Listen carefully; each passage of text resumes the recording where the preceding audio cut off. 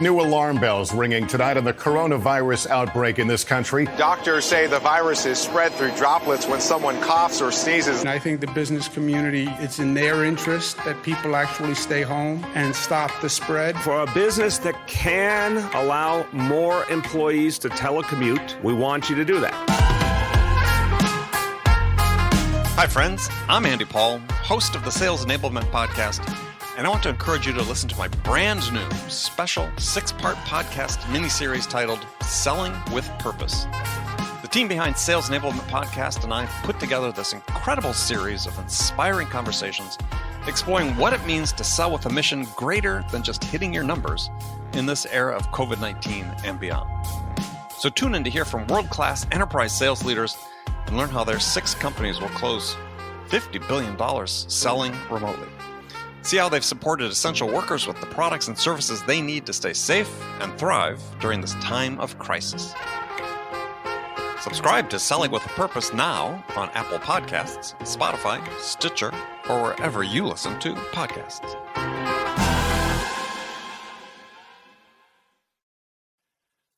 Guided selling from RingDNA makes your entire sales team more effective by revealing exactly what reps should do and when to do it. Guided selling works by transforming sales data into a curated list of prioritized sales actions. So when reps start their day, they'll never again wonder which prospects and accounts or hot inbound leads to reach out to next. Guided selling even shifts reps' priority in response to real-time buying signals. Finally, even new reps can sell like seasoned ones. Let RingDNA be your guide to success. Learn more at ringdna.com/guided selling. That's ringdna.com/guided selling.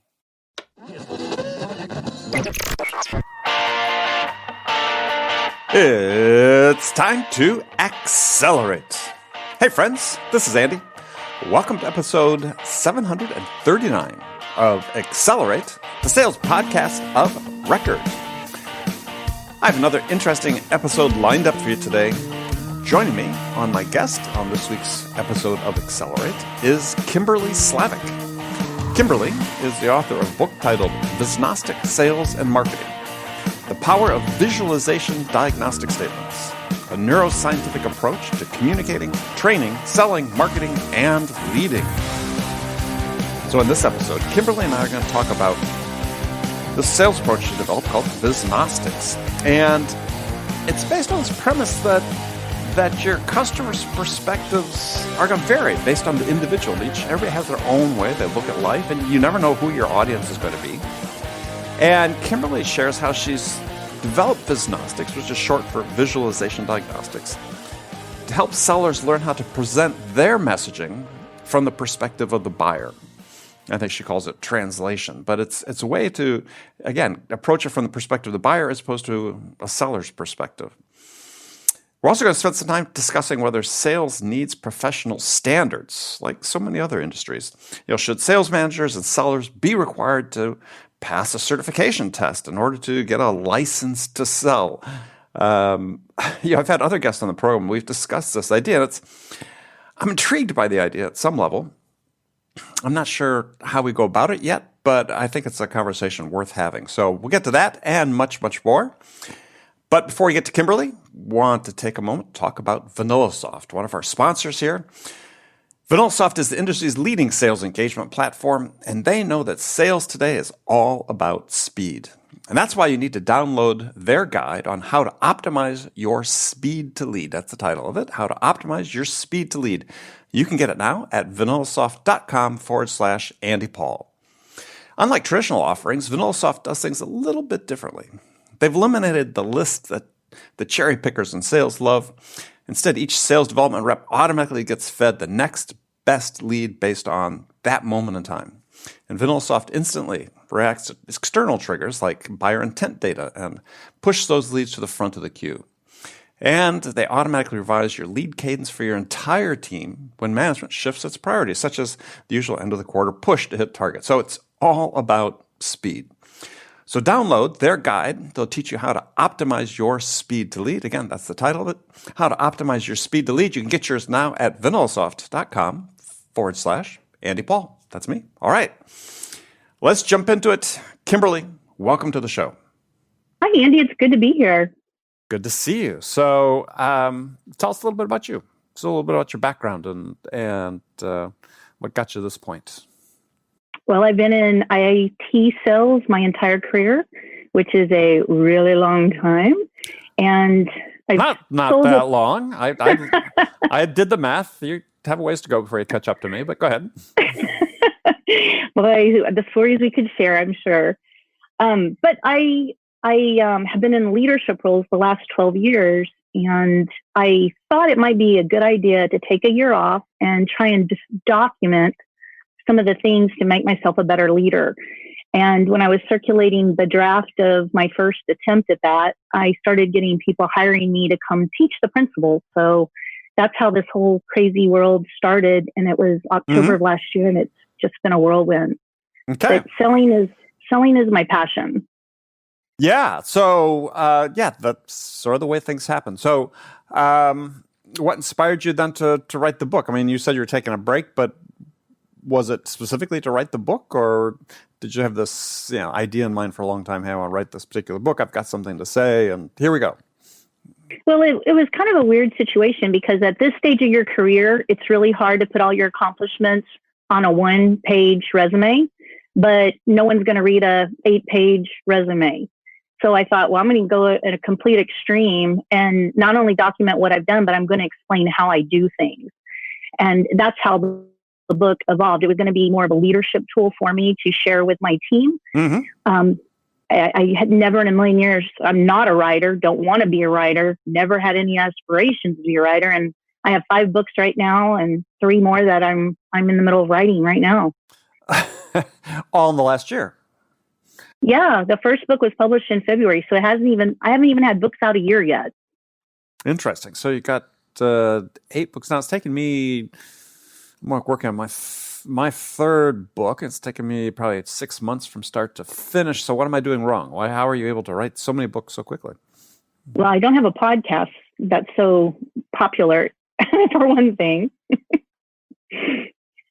But I mean, this is like, I sort of drawing the analogy like to Van Gogh. Van Gogh, we're so familiar with all of his paintings, and actually he did almost all of his famous paintings within about a year period of time, and that was it. So it's like you're having this burst of creative energy.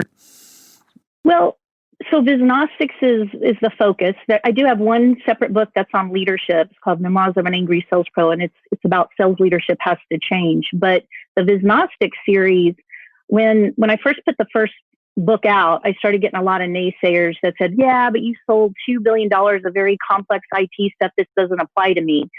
So I wanted to prove a point that it applies to everybody.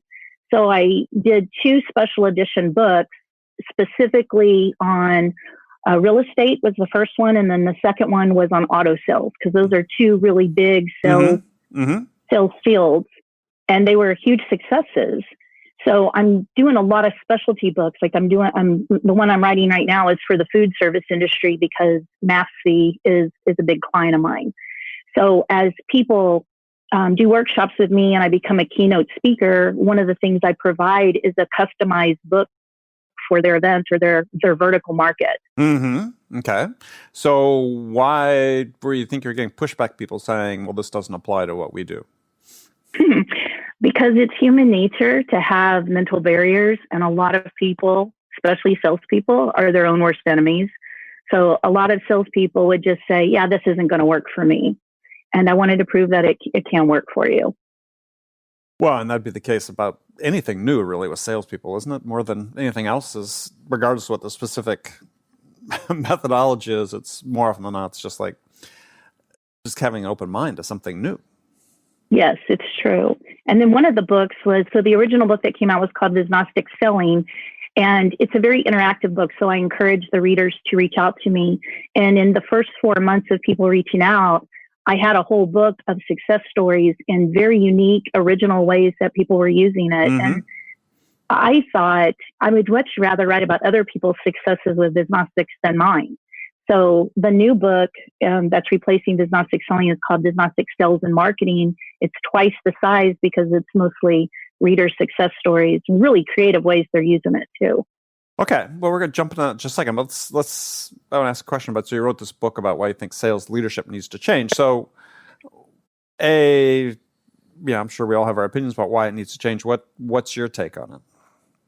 Well, so I really didn't know where I was going with that book, and I didn't know that I was even going to publish that one. It was more of a therapy book, and I wanted to make sure that it wasn't just a complaint, a bunch of whining and complaining. For every problem that I observed or I identified, I tried to come up with a solution. And if I could summarize that book and where it kind of guided my thought process and my logic, is that sales is a very unusual profession. It's the number one profession in the world, and there's not a real regulatory agency around it. Like, to be an attorney, you can get your law degree, but you've got to pass a bar exam in each state if you want to practice. And if you misbehave, you can have that taken away from you. And what I'm proposing is we've got to up the game on sales standards. And when people behave badly, then that needs to be taken away. But it's been my observation in the last... So just managers or salespeople and stuff as well? Salespeople too, but I would say I've worked with some amazing salespeople. I worked with fewer amazing sales managers. And it's kind of like that old adage, those that can do, those that can't teach.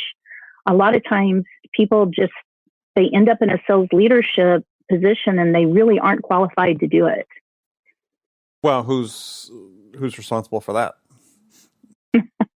I think, for one thing, I in my career was as an individual contributor as a salesperson. The least amount of money I made and the most hours I worked was as a sales leader. And those are some of the things that really need to change. If you want to attract top talent and top tier sales leadership, then it's got to be worth their time. And sorry, we just had a little bit of a garble on the connection. So what you're saying is that we should be promoting...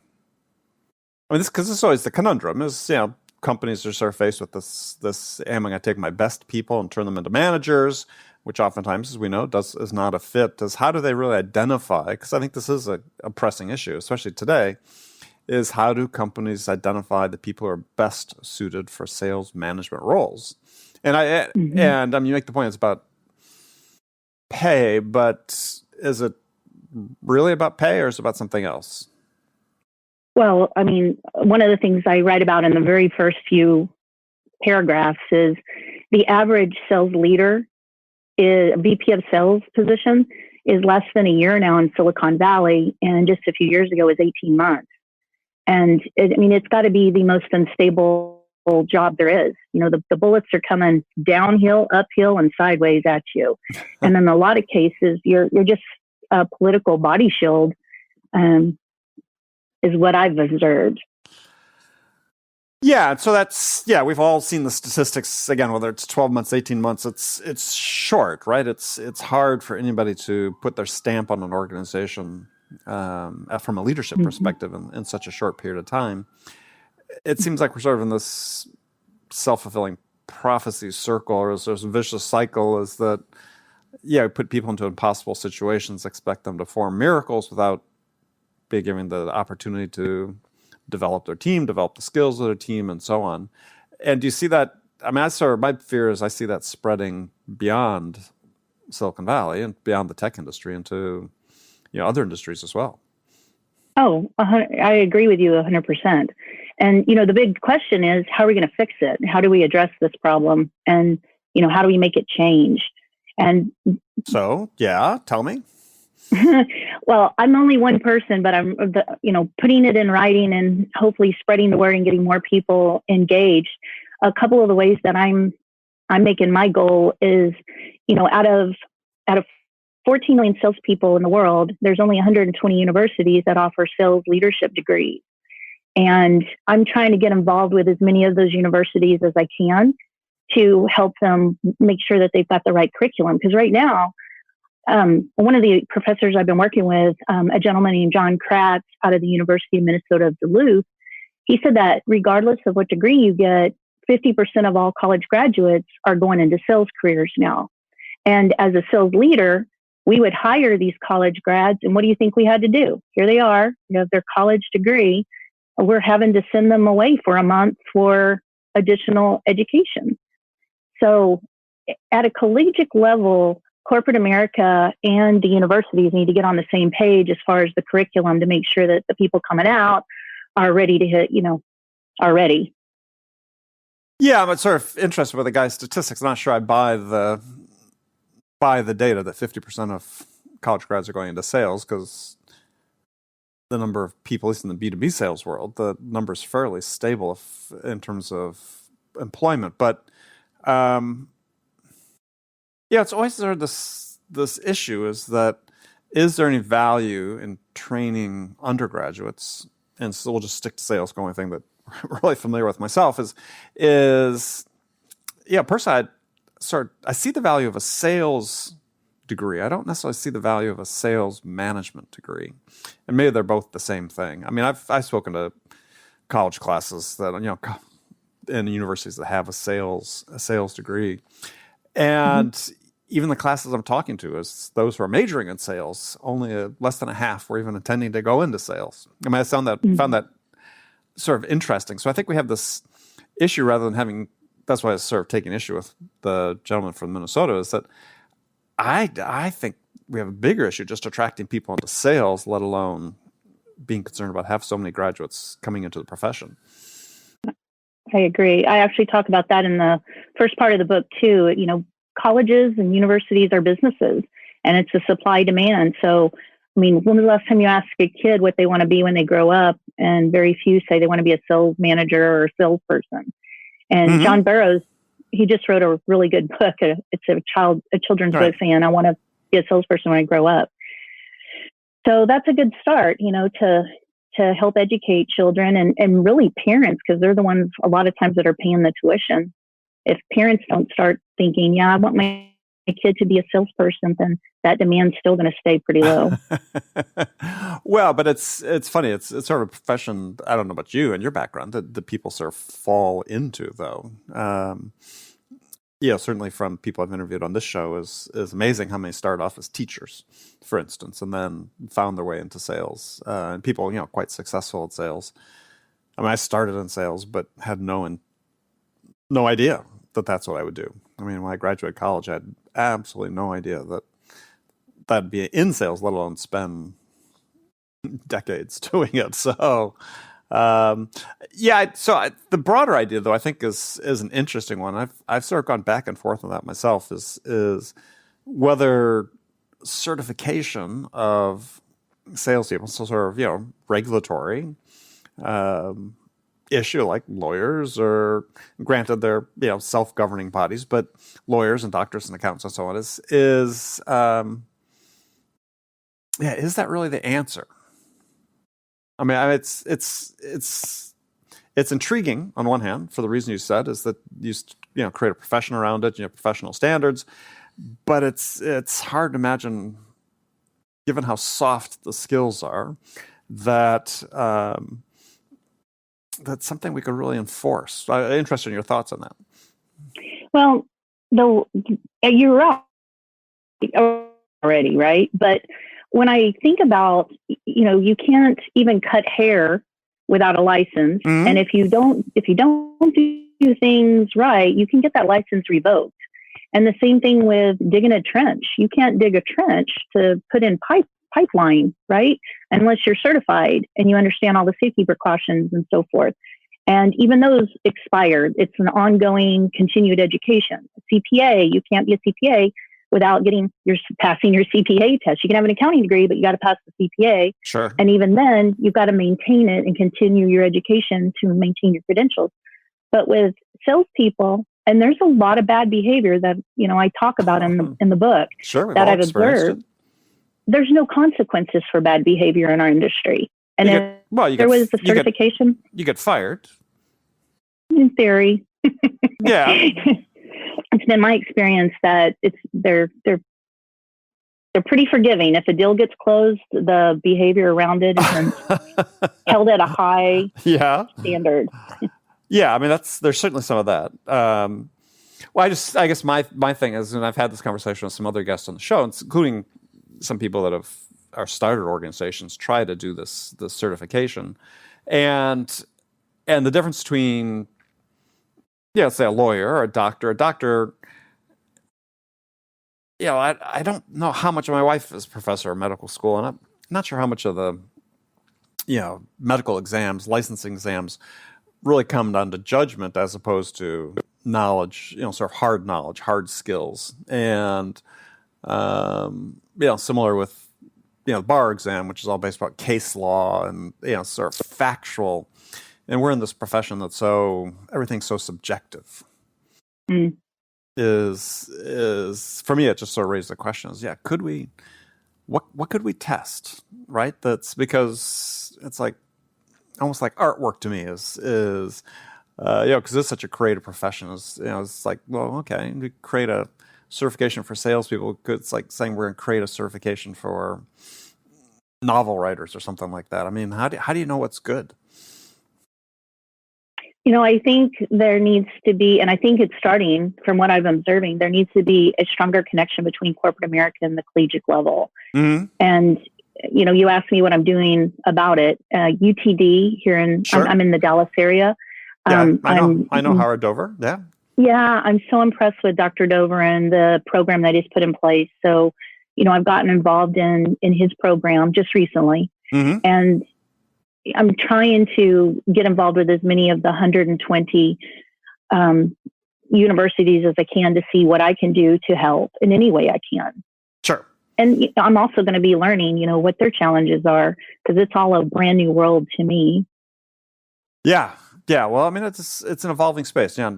Dr. Dover, Howard Dover, and University of Texas Dallas has got a great program going on there. That is, to your point earlier, is very much tied to servicing the demands of the local community for people, certain skill sets in sales, which is what we need. I mean, if we can, for me, sort of the ideal, and one of the frustrations is that we seem to, I think to a point you had made earlier, is we seem to spend an inordinate amount of time sort of just teaching new cadre of salespeople that come in just some of the basics that seem like they should be almost second nature by now. When they come out of education or wherever they're, college, wherever they're being educated. And if we could shorten some of that learning curve, that'd be ideal, and maybe get people to stay in the profession longer. All right, well, let's talk about your book. So what's the premise behind Visnostics? Why don't you tell us what sort of inspired you to write the book? No matter where your sales team is working from, RingDNA can enable them to be more productive and effective. RingDNA offers a complete platform for remote sales teams that gives reps the tools they need to connect with more prospects and create more opportunities and drive more revenue no matter where they're working from. And managers can get real-time insight they need to coach reps to success. Win more deals from anywhere on the planet with RingDNA. Learn more about how RingDNA helps remote teams at ringdna.com/remote work. That's ringdna.com/remote work. New alarm bells ringing tonight on the coronavirus outbreak in this country. Doctors say the virus is spread through droplets when someone coughs or sneezes. And I think the business community, it's in their interest that people actually stay home and stop the spread. For a business that can allow more employees to telecommute, we want you to do that.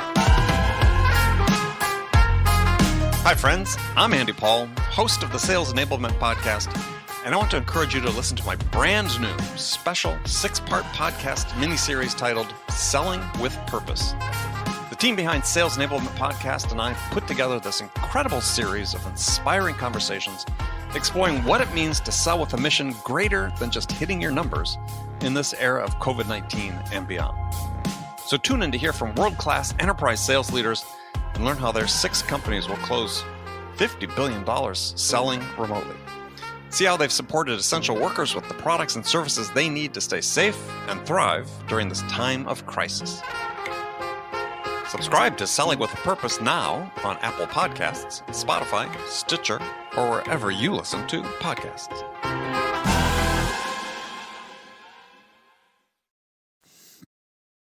Well, like I said, I've been selling for, a million years. And so when I first started, and it was in the 80s, When I first started, it was all about relationship selling. So Dale Carnegie was big. Jim Cecil, Have a Love Affair with Your Customer, was big. And then we kind of moved into the consultative sell, where we were asking a lot of questions to the clients and getting more strategic, blue sheets from strategic selling, spin selling. And then, Sandler training came up in the early 2000s. Like, all this training has been wonderful. There's always good pieces to everything I've ever learned. But the one thing I always found myself doing as a salesperson was I read these really great books, but I felt like they weren't written by salespeople. I felt like they were written by theorists. And there were really good theory, but what I had to do was translate what I was reading into how was I going to execute this stuff. Well, so give me an example of that. So what were the ones that, if you can, pick one, and not that we're going to pick on anybody, but that's fine, is what was one example that you're encountering that you felt there's this gap between theory and execution? Sure. So I talk about 3 of the books. The Challenger Sell is one of them. Simon Sinek's Start With Why, and Michael Bosworth's What Great Salespeople Do. Those are 3 recent books that, I found myself going, okay, now what does this really mean, and how does this translate? And so the book that I wrote, Visnostics, is wrapped around those 3 books on how to take that theory and actually execute. So the Challenger Sell, I think philosophically, is solid, which is, if you go in and tell a customer, like consultative selling, I witnessed this firsthand. I did this, where you do all your research, you've asked all these questions, and you go in and you present, you're so proud because you're presenting everything that you researched about them, and you don't get invited back to the next meeting because you didn't tell them anything of value that they didn't already know about. And so the Challenger Sell, that was my main takeaway from them, was how do you challenge customers and clients to do things differently? How do you execute that principle? And that's one of the things that I tackle in the book. The other one is Simon Sinek's Start With Why. I have been in leaderships where we embrace that book to come up with our mission statements and all these things. But in selling, what does that mean? What is the why? And what my books teach is the why is the result. The customers don't care what you do. They care about the results of what you do. And then what great salespeople do is about storytelling, which everybody's got to spend on storytelling. That is like the thing right now. But what exactly and what is the formula for a really solid, good story? And when I started reflecting back on my entire career, the one thing I noticed over and over again is that I would go with my deck, with my PowerPoint slide that marketing gave me, and I was telling my story and putting people into comas. And what I'm realizing is what we really need to do is take our story and translate it into our audience world and make it our story, their story. And that's in a nutshell what Visnostics is. Challenging by articulating it in a specific pattern, which I teach people in Visnostics to pick out the results, timeline, and then the rest of the stuff that you do. So what do the clients get out of it? What's the results? How quickly do they get those results? And then go into what you do. Our brains and our society have wired us to just start vomiting what we do. And then kind of as a side note saying, and you'll save millions of dollars if you do what we do. I'm teaching people to flip that. And the reason that that's so important is that the attention span, everyone's talking about that too. And the Gen Zs are graduating. They just came out their first class. They're 25% of the population. You and me, we had a 12-second attention span. The Millennials were down to 8. But everyone knows the goldfish has 9-second attention span, and the Gen Zs have a 3-second attention span. And they're very much about themselves. Instagram and Facebook and social media. It's all about impressing everyone around you. So those first words of what you can do in your story has to be results that are going to make their life better. So that's why I took 3 books and turned it into execution. Okay. Yeah. So a question is so this is one of the things that always troubles me with so much of what I read, and yeah, I'm probably guilty of it to some degree as well, is is, so take millennials, for example. There's been a huge mischaracterization in my mind about this generation, about, we take easy facts and figures like attention span and so on. And I have to say, I don't buy it personally, right? See, because I think that there's an assumption in there, and I'm sure I'm guilty of this as well in things that I've written. But I wonder if we make a mistake in assuming that people have changed so much. I mean, it's we talk about how selling has sort of evolved, and you gave some good examples of books that and sort of the transitions in sales training emphasis, let's say, or sales perspectives, from relationship selling, blah, blah, blah, blah.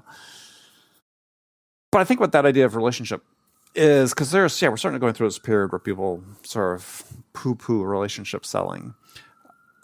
But I wonder whether people really understood what that meant. I mean, to me, there's this whole idea of relationship selling is, we take the customer to lunch, we play golf, we bond over these extracurricular activities, which I agree, that's done, the 3-martini lunch, and unless you're in certain industries, is probably completely gone. But for me, I believe that everything revolves around relationship and sales. Yes, but there's different kinds of relationships. So you and me, we're used to face-to-face. We're used to, you ask a question and it's rude if I don't respond quickly. You send an email and I need to be responsive. This new generation ghosting, and it's almost it's a thing. You don't want to text back right away, and you don't want to seem too eager. And because in their communication, they have a more difficult time when they have a face-to-face situation. And this is coming up. It's been a topic of discussion. And believe me, I love millennials. My son's a millennial. I think they've made us all up our game. And I think the Gen Zs are going to make us up our game. So it's not a complaint. And Morris Macy, I don't know if you're familiar with Morris Macy, but I talk about him in the book as well. Back in the 70s, he was talking about you are who you are because of where you were when. And he was talking about people that, grew up during World War II, and they had to, give up their pots and pans to make ammunition. I mean, that is a different kind of generation. I can't even relate to what those poor people went through during the world wars. So, there are differences. Sure, absolutely. But I just wonder is that where I see it sort of wrapped in, where I'm interested, because you've got a tremendous amount of experience in sales, is I think we tend to make too much of the differences. I love reading about the course of human evolution and how people have evolved and so on, and that's a process that's taken place over tens of thousands of years, hundreds of thousands of years. And so this idea that people fundamentally changed over the course of a generation in terms of the way that we need to, fundamentally change how we communicate is saying, instead of saying, look, there is still, granted, the idea of the old-time relationship selling, which I wouldn't even associate with Dale Carnegie. I would associate, I don't know who I'd associate with, but certainly prevalent in the 50s, 60s, Mad Men, yada, yada, yada. That's gone by the way, but the way people still want to receive information and process it, the way they evaluate risk in the way they make decisions, hasn't really fundamentally changed. So I think each person, the one thing I do like about what Morris Macy says is you are who you are because of where you were when.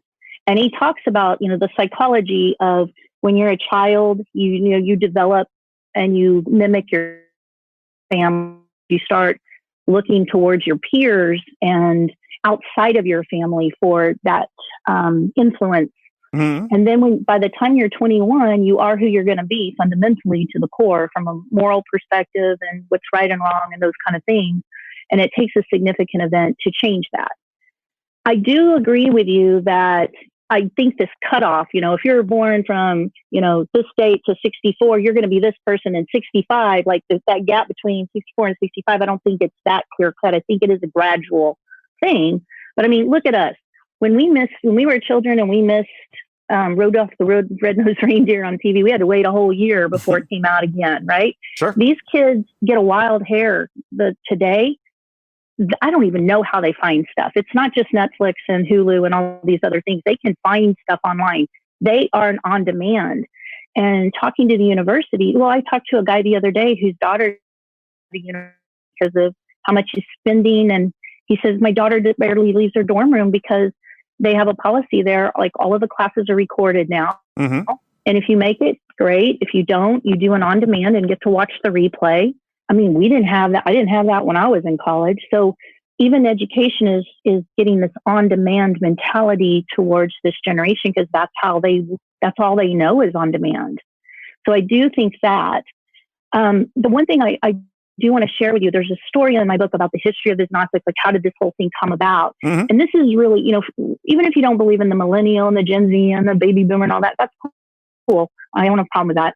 But one thing is for sure, our audience is always going to be different, and you never know what your audience is going to be. Mm-hmm. And I had this period of time in my career where I was selling the perfect dream software. Everyone wanted it.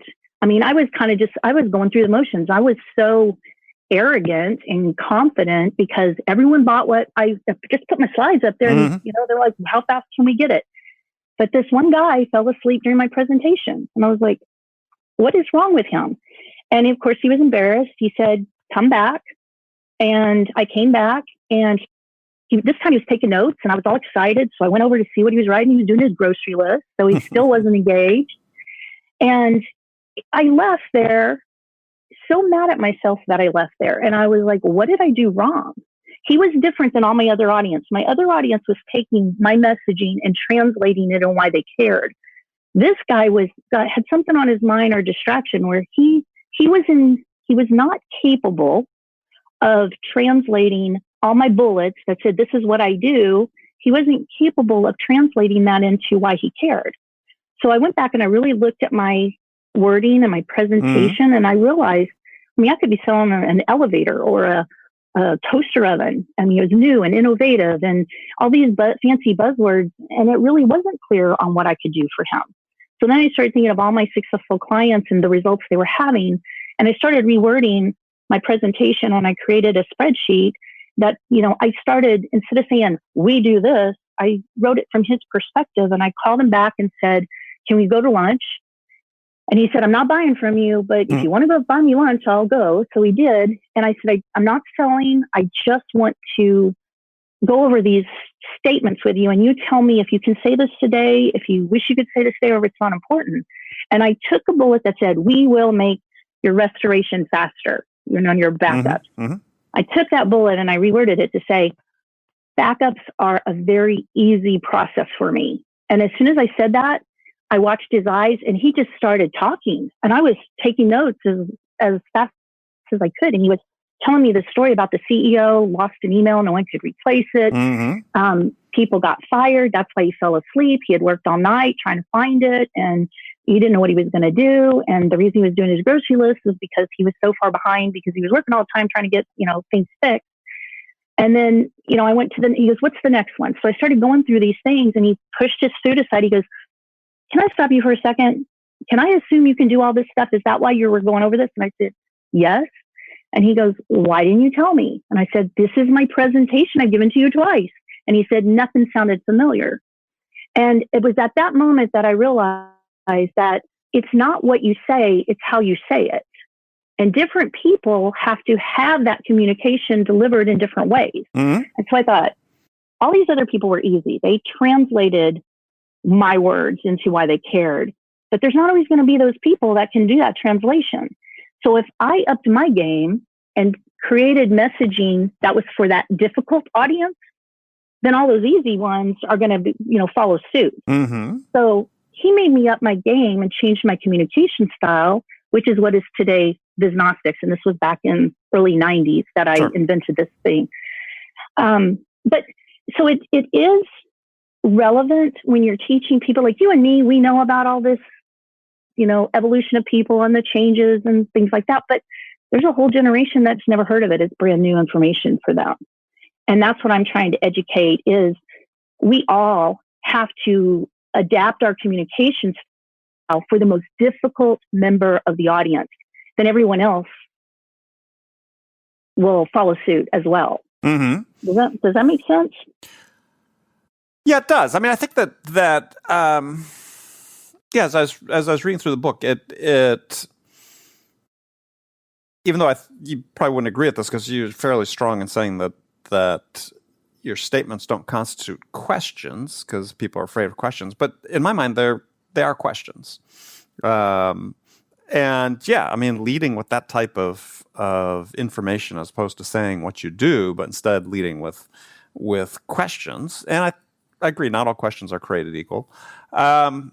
Is definitely a stronger way to go because presentations don't encourage a conversation, and you don't learn anything when you're presenting. You learn it when somebody else is talking. Mm-hmm.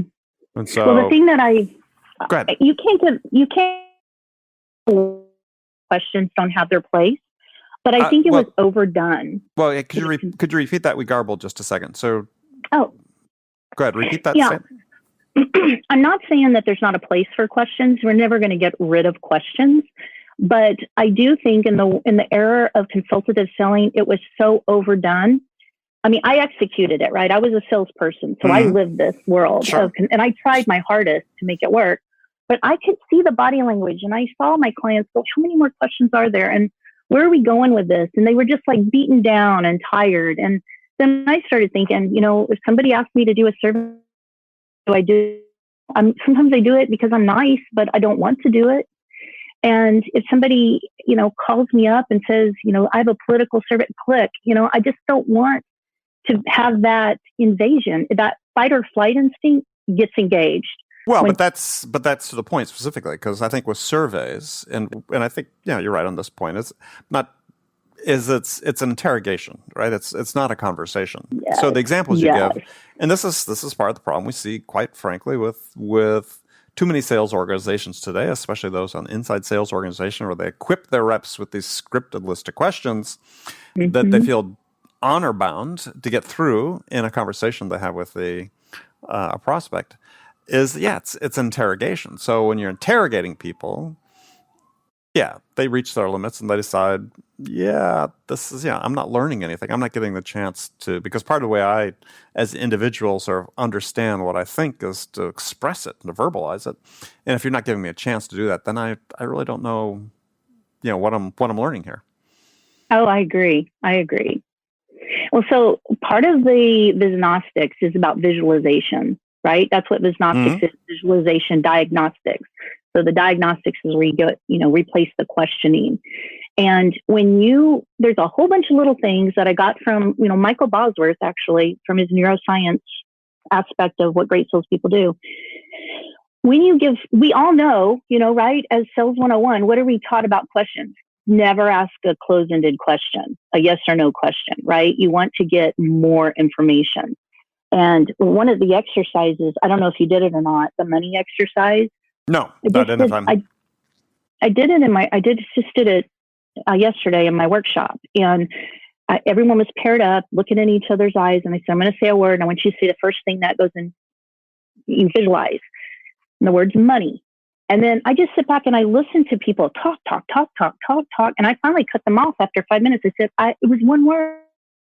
You should have said $1, but we don't.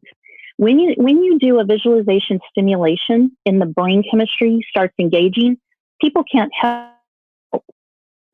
Like, they want to talk about their feelings. They don't just see a dollar sign. They want to talk about why they saw a dollar sign. And that's what the power of Visnostics does, is it gets your client to tell you exactly who they are. You are who you are because of where you were when. They're compelled chemically to tell you more than you could ever get with a question. Okay. Well, I mean, I didn't really see the real distinction. I still think questions, if done, phrased effectively, that you're basically what you're doing is that. I mean, it's you're flipping it to a certain degree, which is great. I mean, it's similar to what Oren Klaff just wrote about in his book, Flip the Script. I don't know if you have a chance to read that, which I think is a good idea, because you want people to be looking at it from their perspective and expressing things from their perspective, because your perspective doesn't count for anything. Right. That is so true. So, okay. Well, unfortunately, time's gone by pretty quickly. We've already run over. So tell people how they can connect with you and learn more about what you're doing. Well, just buy one of the books. I highly recommend Visnostic Sales and Marketing, mainly because of all the reader success stories that are in there. And all through the book, I have exercises where you can communicate with me. And I want that engagement. And I want to help people. I have a vested interest in every single reader's success because I want to write about them someday and share their success. So those books are available on Amazon, other places? Yeah, 42,000 bookstores worldwide, but Amazon seems to be where 90% of the books are bought nowadays. Okay. And if people want to reach out to you, or how can they connect with you? I have a special email address that I set up for podcasts so that I can say, hey, Andy, thank you. I've got, lay it on it's us. Podcast at dynaexec.com. It's podcast, and DynaExec is DynaExec.com. All right, perfect. All right, Kimberlee, thanks for joining me, and we'll look forward to doing it again. Thanks, Andy. Good to meet you. Good to meet you as well.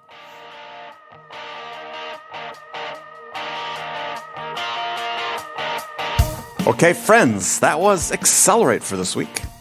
First of all, as always, I want to thank you for taking the time out of your schedule to join me. I also want to thank my guest, Kimberlee Slavik. Join me again next week, as my guest will be Craig Walker. Craig is the co-founder and CEO of Dialpad. And the primary topic of our conversation will be, is technology really helping sales? Is it increasing performance and productivity? And if not, what's the path forward to using it better to benefit all the salespeople? So definitely want to make sure we check this out. Be sure to join us then. Now, before you go, don't forget to visit andypaul.com. Get your copy of my Sales Growth Planner for 2020. Now, in it, I walk you through a step-by-step process to create an incredibly effective sales plan that will help you hit your targets in 2020. Now, this is the same plan format that I've used throughout my sales career to generate hundreds of millions of dollars in revenue. So, for more information, visit andypaul.com/planner. Get your copy. All right, thanks again for joining me. Until next week, I'm your host, Andy Paul. Good selling, everyone.